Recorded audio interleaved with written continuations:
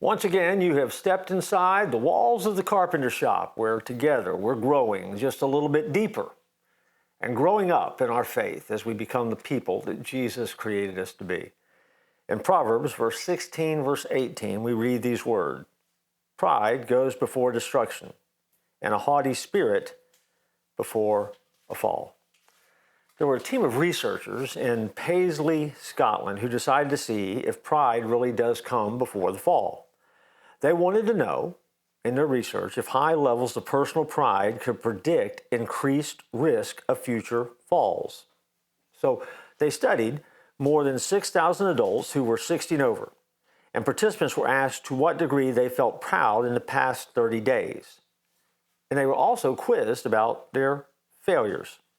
Analysis of all of this research showed that the odds of falling were significantly lower for people with high levels of pride, which the researchers said disproved the biblical maxim: people with a positive self-image typically have a better posture and head position and walk with a more positive gait. In other words, pride doesn't go before a fall. Well, here's what the researchers don't understand. They've missed the point of the passage. See, as a group of researchers, they set out to disprove what is a maxim out of Scripture. The reality is they didn't contradict Scripture at all. Because, see, God expects people who are followers to have a good posture, a good head position, to walk tall, to be proud in who He is.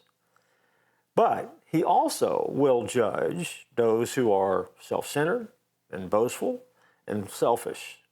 See, people who overinflate their own importance are more susceptible to being blindsided and blinded by the things that have eternal value.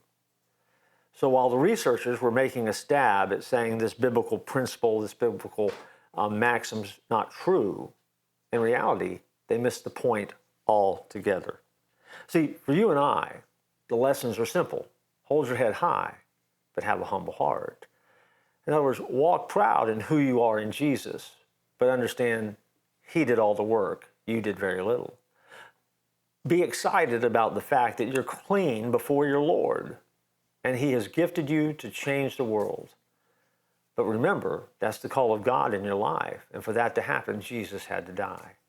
See, every day that you get up, if you remember that Jesus died so that you could become who you are today, you can't help but getting the humility thing right.